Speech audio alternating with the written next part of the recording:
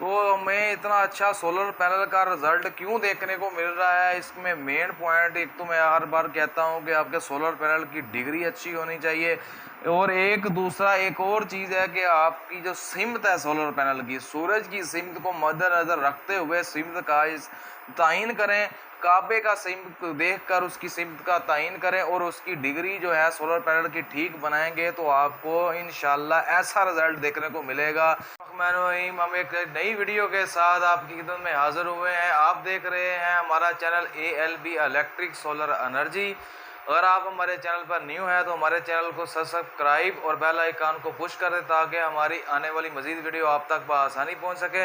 आज हमने यहाँ पर 8 किलोवाट इनवर्क्स का जो है वो 8 नेट्रॉस मॉडल इंस्टॉलेशन की है। इसकी मुकम्मल इंस्टॉलेशन का तरीक़ाकार और कितने एम्पेयर ये हमारा इन्वर्टर बर्दाश्त कर सकता है, इस पर कितने टोटल मैक्सिमम और अपर लेवल पर कितने ज़्यादा से ज़्यादा और कम से कम कितने सोलर पैनल लग सकते हैं, कितने हम इस पर वोल्ट बना सकते हैं और कितने हम इस पर कितने वाट के सोलर पैनल की इंस्टॉलेशन कर सकते हैं। तो इसकी प्रोग्राम की सेटिंग और इस सोलर पैनल की सेटिंग और इसका जितना भी तरीक़ाकार है वो हम आपसे इस वीडियो में शेयर करेंगे। तो हम आपको अब दिखाते हैं सोलर पैनल की डायरेक्शन और कितने वाट के हैं सोलर पैनल और कितनी क्वांटिटी में हमने इंस्टॉलेशन किए हैं। तो हम सोलर पैनल के स्ट्रक्चर की तरफ चलते हैं। सोलर पैनल के स्ट्रक्चर की तरफ आ चुके हैं। यहाँ पर आप देख सकते हैं हमने 10 जो है 20 सोलर पैनल इंस्टॉलेशन किए हुए हैं। 1 2 3 4 5 6 7 8 9 10 11 12 13 14 15 16 17 18 19 और 20। अब वोल्टेज हमने कैसे बनाए हैं, 10 हमने जो है सोलर पैनल की जो पैनल है उस 540 वाट के जो पैनल है इसको हमने 10 को जो है सीरीज किया हुआ है और 10 पैनल को हमने अलहदा सीरीज किया हुआ है। हमने इसकी 2 लीडें बनाई हैं 10-10 की और इस इन्वर्टर के पास ले गए जो हमारे वोल्टेज बने। आपके सोलर हमारा 48 वोल्ट है, 48 वोल्ट को 10 से ज़रब दी तो हमारे पास जो वोल्टेज है वो 450 के लगभग बनते हैं। हमारा जो इन्वर्टर है वो ओपन जो सर्किट वोल्टेज 500 तक बर्दाश्त करता है, तो हमने 450 तक वोल्टेज की रेंज तक हमने वोल्टेज बनाकर इन्वर्टर को देने हैं। हमने जो सोलर पैनल के 10-10 के 2 स्टैंडे बनाकर 2 को पैरेलल आगे इन्वर्टर ने खुद कर लिया। वोल्टेज की रेंज जो है वो 450 के लगभग रही और 2 स्टैंड बनकर जो है वो 10-10 की सोलर पैनल तक इन्वर्टर तक पहुंच गई। आप 8 किलोवाट पर ज़्यादा से ज़्यादा जो है वो 20 सोलर पैनल आराम से इंस्टॉल कर सकते हैं और कम से कम आप जो है वो 6 सोलर पैनल तक 8 किलोवाट पर लगा सकते हैं। ज़्यादा से ज़्यादा 20 और कम से कम 6 सोलर पैनल। तो हमारी जो डिग्री लेवल है वो हर बार की तरह 25 डिग्री पर लगा हुआ है। जो मैं आपको वीडियो में दिखा चुका हूँ कि लगा हुआ है कि हमारा सोलर पैनल की प्रोग्रेस बहुत ही अच्छे रिजल्ट के साथ चल रही है। अगर लेवल ठीक है डिग्री का और अगर आपका सिमत सूरज के लिहाज से ठीक है, तयन आपका जो है वो सोलर पैनल की जो सिमत है वो अगर आपने सिमत निकाल कर लगाया है और डिग्री पर लगाया तो आपको इंशाल्लाह बहुत ही अच्छा रिजल्ट देखने को मिलेगा। अब हम चलते हैं इन्वर्टर की तरफ और आपको दिखाते हैं कि सोलर पैनल का जो रिजल्ट है हमें वो किस सूरत में मिल रहा है और क्या प्रोग्रेस है सोलर पैनल की। टाइम जो है हमारे पास 1 के करीब चल रहा है।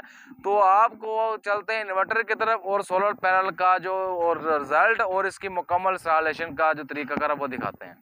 तो हमें इतना अच्छा सोलर पैनल का रिज़ल्ट क्यों देखने को मिल रहा है, इसमें मेन पॉइंट एक तो मैं हर बार कहता हूं कि आपके सोलर पैनल की डिग्री अच्छी होनी चाहिए, और एक और चीज़ है कि आपकी जो सिमत है सोलर पैनल की, सूरज की सिमत को मद्देनज़र रखते हुए सिमत का तयन करें।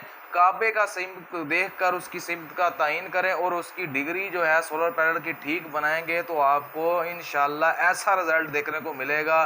20 सोलर पैनल हमने लगाए हैं इस पर 8 किलोवाट नेट्रॉक्स पर। इस वक्त आप देख सकते हैं ऑफ ग्रिड है, हमारा जितना भी लोड है 7000 वाट 7600 वाट तक लोड सोलर इन्वर्टर हमारा पैनल से लेकर चला रहा है। ग्रिड ऑफ है, मैं बार बार दिखा रहा हूँ। जितना भी लोड है बैटरियाँ जो है चार्ज मोड पर चल रही हैं, ये आप देख सकते हैं। इसका रिज़ल्ट हमारी डिग्री और सिमत का तयन अच्छा है तो हमारा रिज़ल्ट अच्छा देखने को मिलेगा। अब हम चलते हैं इसकी सेटिंग की तरफ। हम इसकी मुकम्मल डिटेल میرا بھائی ایک جو ہے اکثر جو بھائی اصرار کرتے ہیں سر کہ ہر پروگرام کی سیٹنگ جو ہے تفصیل سے بتایا کریں. تفصیل میں ہم ویڈیو بناتے ہیں تو ویڈیو تھوڑی لینتھی ہو جاتی ہے, بڑی ہو جاتی ہے, تو ظاہر سی بات اگر ہم تفصیل سے بتائیں گے تو ویڈیو کا جو ٹائم ہے وہ بڑھے گا. تو میری ویڈیو جتنی جو بھی میں بناتا ہوں بڑی ہوگی, اس کو آپ دیکھیں, آپ کو مکمل ڈیٹیل ملے گی, مکمل اس کی سولوشن ملے گی. جہاں پہ بھی آپ انسٹالیشن کریں گے انشاءاللہ آپ کا رزلٹ بہت اچھا ہوگا. ہم چلتے ہیں اس کی سیٹنگ کی طرف. تو سیٹنگ کو کلک کیا, سب سے پہلے ہمارے پاس ہے بیٹری سیٹنگ. تو ہم بیٹری کی سیٹنگ کو آپ کو سمجھا دیتا ہوں کہ بیٹری کی سیٹنگ ہم نے کس طریقے سے کرنی ہے. تو میرے پاس جو بیٹری بینک ہے یہ آپ دیکھ سکتے ہیں بھائی جان, میں تھلے دکھانا. تو آپ دیکھ سکتے ہیں میرے پاس AGS SP ٹال 1800 جو 140 AH کا بینک لگا ہوا ہے. آپ کے پاس جو تھا 140 AH کا بینک تھا, تو آپ کے پاس جو بیٹری بینک ہے اگر 140 AH ہے تو آپ 140 AH یہاں پر بیٹری کیپیسٹی پر انٹر کریں گے. اگر آپ کے پاس 200 AH کا بینک ہے تو آپ 200 AH انٹر کریں گے. اگر آپ کے پاس 185 AH کا بینک ہے تو آپ اپنا بیٹری بینک کی AH کو دیکھتے ہوئے سیو کریں گے. میرے پاس 140 تھا تو میں نے 140 AH جو ہے وہ یہاں پر سیو کیا. تو آپ نے جب بیٹری موڈ سلیکٹ کرنا ہے, لیتھیم ہے بیٹری تو لیتھیم کے حساب سے کریں گے. اگر میرے پاس تو ہے ٹیوبلر بیٹری تو میں یوز بیٹری وولٹ کو ریکوائرمنٹ کرتا ہوں. آپ کہیں پر بھی ہوں تو یوز بیٹری کو وولٹ کو جو ہے وہ یوز کریں, بیٹری فیصد نہ کیا کریں, یوز پہ اچھا رزلٹ ملتا ہے. میکس چارجنگ جو ہے 140 AH سے جو 200 AH تک آپ 30 امپیر تک سے زیادہ نہ رکھیں, اس سے کم نہ رکھیں. 30 امپیر 140 185 200 AH تک کی بیٹری کے لیے بہترین امپیر ہے. تو آپ میکس ڈسچارج بیٹری کو ڈسچارج کروانا چاہتے ہیں اول تو 115 امپیر سے بھی ڈسچارج ہو جاتی ہے. تو میں یہی ریکوائرمنٹ کروں گا کہ آپ کو بیٹری کو کم سے کم 80 امپیر سے ڈسچارج کروائیں, جس سے بیٹری کی لائف بھی اچھی ہوتی ہے. بیٹری ہے تو ایکٹیو موڈ پر بیٹری کو کلک کریں گے, یہ میری سیٹنگ بیٹری کی سیو ہو جائے گی.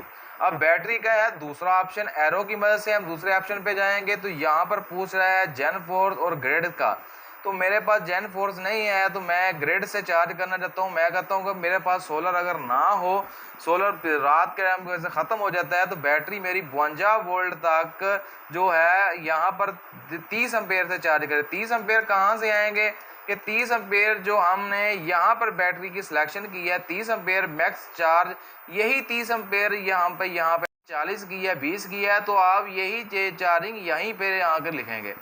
گریڈ چارج کے سگنل کو اوکے کریں گے, گریڈ سگنل کے آپشن کو چیک لگائیں گے اور اس کو سیو کروا دیں گے. بیٹری کی اب آ جائے گی تیسری سیٹنگ, جو اہم سیٹنگ ہے فلوٹ وولٹ جو ہے وہ 55.2 وولٹ رہیں گے. ابزرویشن وولٹ 57, یہ سیم ڈیفالٹ رہنے دیں, اس کو چینج نہیں کرنا. شٹ ڈاؤن وولٹیج جو ہے جو وہ بتا رہا ہے کہ ہماری بیٹری کتنے وولٹ تک, ہم نے کہا کہ ہماری بیٹری 41 وولٹ پر آئے تو ہمارا انورٹر بیٹریوں کو چھوڑ دے تاکہ ہماری بیٹری ڈیمیج نہ ہو. 41 وولٹ آپ اس کو سیو کریں. لو بیٹری کہہ رہا ہے کہ لو بیٹری کہاں پر آ جائے کہ آپ کا انورٹر جو ہے وہ الارم دینا شروع کر دے. تو میں نے یہاں پہ کیا ہے 44 وولٹ, کہ 44 وولٹ پر بیٹری آ جائے تو انورٹر بتا دے کہ آپ کی میری بیٹری جو ہے وہ ڈاؤن ہو رہی ہے, لوڈ کم کریں. ری سیٹ بیٹری ہے, یہ 50 پر رکھی ہوئی ہے وولٹ تک, کہ ری سیٹ دوبارہ میری بیٹری 50 وولٹ تک آئے تو میرا انورٹر بیٹری اٹھا لے. آپ اس کو سیو کر دیں. یہ تھی ہماری بیٹری کی 3 سیٹنگ, امید ہے کہ آپ کو سمجھ آ چکی ہوں گی. اب ہم چلتے ہیں اگلے پروگرام کی طرف. یہاں پہ آپ دیکھ سکتے ہیں سسٹم ورک موڈ ہے. سسٹم ورک موڈ میں ہم کلک کرتے ہیں تو یہاں پر وہ پوچھ رہا ہے اگر ہم نیٹ میٹرنگ کروا رہے ہیں تو سیلنگ فرسٹ کریں گے. ہم یہاں پر نیٹ میٹرنگ نہیں کرا رہے, تو ہم یہاں پر آپ نیٹ میٹرنگ نہیں کرائیں گے تو زیرو ایکسپورٹ ٹو لوڈ کو ہم چیک لگا کر یہاں پر انرجی پیٹرن جو ہوگا وہ بیٹری فرسٹ ہوگا, لیکن ہم نے لوڈ فرسٹ کرنا ہے تو ہم لوڈ فرسٹ کے آپشن کو کلک کر کے اس کو سیو کروا دیں گے. یہ تھی سسٹم ورک موڈ کی سیٹنگ. اگر آپ سیلنگ کا فرسٹ کر رہے ہیں تو سیلنگ کو فرسٹ کر دیں. اگر آپ جو نیٹ میٹنگ نہیں کر رہے ہیں تو زیرو ایکسپورٹ ٹو لوڈ اور لوڈ فرسٹ کو آپ چیک لگائیں گے, اس کو سیو کروا دیں گے. اس کی اگلی سیٹنگ کی طرف چلتے ہیں. یہ ہے SBU کی سیٹنگ, یعنی کہ پہلے اگر ہمارا سولر چلے پھر بیٹری اور پھر یوٹیلیٹی. अगर आपने ये सेटिंग करनी है तो टाइम ऑफ यूज़ को चेक लगाएं, SBU की सेटिंग हो जाएगी। तो आप इसको ग्रिड चार्जिंग का टाइम लगा दें, 1:13 का एक टाइम है, ऐसे 4-5-2 कि इस टाइम से मेरी बैटरी वेप्टा से चार्ज हो। अगर आप SBU की सेटिंग करना चाहते हैं, अगर आप SUB की सेटिंग लगाना चाहते हैं तो टाइम ऑफ यूज़ को चेक नहीं लगाएंगे। ये थी सिस्टम वर्क मोड की सेटिंग। अब चलते हैं हम ग्रिड। तो ग्रिड सेटिंग में हमें कौन सा ग्रिड सिलेक्शन करना पड़ेगा, क्लिक करते हैं grid settings, general standard mode है, हमारे पास फ्रिक्वेंसी F50 HZ है, वोल्टेज हमारे पास 230 है, सिंगल फेस है, इसको यही रहने देंगे, क्लिक करके सेव करवा देंगे। ग्रिड सेटिंग में हमें 2-3 और सेटिंग करने को देखने को मिलती है। अगले ऑप्शन में चलते हैं, यहाँ पर वो फ्रिक्वेंसी की जो रेंज है वो पूछ रहा है कि लो फ्रिक्वेंसी जो है 48 पर जाए, ये बंद हो जाए, लो वोल्टेज जो है 185 तक जाए तो ये इन्वर्टर हमारा ट्रिप हो जाए वापटा से, लो फ्रिक्वेंसी 48 वोल्ट। इसी तरह से आप देख सकते हैं लो वोल्टेज जो है 187 60 सेकंड में ये ट्रिप हो, 51 पर ये हाई फ्रिक्वेंसी के 50 से ज़्यादा फ्रिक्वेंसी होगी तो ये इन्वर्टर वापटा को ट्रिप कर दे। लो वोल्टेज ये है, फ्रिक्वेंसी का वोल्टेज ये ऑटोमेटिक सेव हो जाता है, इसको सेटिंग करने की जरूरत नहीं। जो अगला ऑप्शन आ जाता है जेन पॉइंट ऑफ यूज़, जेन पॉइंट पे जाएंगे तो यहाँ पर वो पूछ रहा है हम इन्वर्टर को किस मोड पे चलाना चाहते हैं। हम मोड जो है वो जनरेटर मोड पर चलाना चाहते हैं। अगर हम स्मार्ट लोड को निकाला हुआ है तो हम स्मार्ट लोड को क्लिक करके स्मार्ट लोड की सेटिंग करेंगे। फिलहाल यहाँ पर हमारा स्मार्ट लोड नहीं है, मुकम्मल लोड जो हम है वो जनरेटर पर डाल रहे हैं, जनरेट मोड पर। तो हम जनरेट मोड को क्लिक करेंगे और इसकी सेटिंग को सेव करवा देंगे। इसी तरीके से आप हम चलते जेन पोर्ट की अगले सेटअप की तरफ है। इस जेन पोर्ट का अगला सेटअप जो है वो जनरेट मोड ही है, इसको सेव कर दें। इसके बाद जो आती है बेसिक सेटिंग, बेसिक सेटिंग में वो पूछ रहा है कि टाइम कितने वोल्ट तक है, और टाइम सेंसर का, बीप्स का, ऑटो डीम का, ये यहाँ पे डेट और इसका जो टाइम है वो ठीक करने के लिए ये ऑप्शन होता है। आप डेट को टाइम को यहाँ पे सेट करें और इसको आप सेव करवा दें। अगर आपने इसके प्रोग्राम को मुकम्मल रीसेट करना है कि वो हमारा सेट जो है मुकम्मल रीसेट हो जाए तो फैक्ट्री रीसेट के ऑप्शन को क्लिक करेंगे। फैक्ट्री ऑप्शन क्लिक करने के बाद यस, यहाँ पर जो पासवर्ड है वो आप यहाँ पर लगाएंगे 4 दफ़ा 99, ओके करेंगे तो आपका सेट मुकम्मल तौर पर रीसेट हो जाएगा। ये थी इसकी रीसेटिंग की, फैक्ट्री रीसेटिंग की सेटिंग। अब हम चलते हैं जी एडवांस फंक्शन की तरफ। एडवांस फंक्शन क्या है, यहाँ पर हमने जो ग्रिड सिलेक्शन की है, ग्रिड की सेटिंग की कि हमने ये ग्रिड सेट किया है, ग्रिड की सेविंग कराने के लिए होता है एडवांस फंक्शन। एडवांस फंक्शन में जाकर हमने सिस्टम सेल्फ चेक को क्लिक करना है। सिस्टम सेल्फ चेक को क्लिक करने के बाद क्लिक का निशान करेंगे, यहाँ पर पासवर्ड मांगेगा ग्रिड की जो स्कैनिंग करने के लिए। तो आपने 1 2 3 4 तक इसका पासवर्ड देकर क्लिक करेंगे तो आपका जो ग्रिड होगा उसकी ये टेस्टिंग स्टार्ट कर देगा 8/8। तो ये थी ग्रिड की सेटिंग को चेक करने स्कैनिंग करवाने का तरीका। इसके बाद है एडवांस फंक्शन में ये पॉइंट आता था। इसके बाद है अगर पैरेलल सेट लगा रहे हैं तो पैरेलल सेट की सेटिंग के लिए आपके पास मौजूद है कि एडवांस फंक्शन में अगर 2 सेट को 8 किलोवाट के 2 लगा रहे हैं तो उसको पैरेलल करने का तरीका वो इंशाल्लाह मैं आगे वीडियो बनाऊंगा तो उसमें आपको पैरेलल करने का तरीका भी बता दूंगा, 2 सेट कैसे पैरेलल चलते हैं। तो अब आगे आता है, इसके आगे एडवाइस इन्फो है। एडवाइस इन्फो का जो प्रोग्राम है ये हमें कोड एरर बताता है। अगर इन्वर्टर में कोई फॉल्ट आता है या कोई भी प्रॉब्लम आती है तो वो हम जो है एडवाइस इन्फो में चेक कर सकते हैं कि हमारा इन्वर्टर कौन सा अलार्म दे रहा है, कौन सी प्रॉब्लम है इसको। तो ये फंक्शन होता है इसको चेक करने के लिए। 1 2 3 4 5 6 7 ये हमारे प्रोग्राम की 7 सेटिंगें हैं जो मैंने आपको शेयर की हैं। अगर आप 8 किलोवाट नेट्रॉक्स SP हाइब्रिड इन्वर्टर कहीं पर भी इंस्टॉल कर रहे हैं तो आप इसको 8 किलोवाट की मुकम्मल जो मैंने आपको इसकी प्रोग्राम की सेटिंग बताई है इसको इस लिहाज से सेव कर दें तो इंशाल्लाह आपको इसका रिज़ल्ट बहुत अच्छा देखने को मिलेगा। इस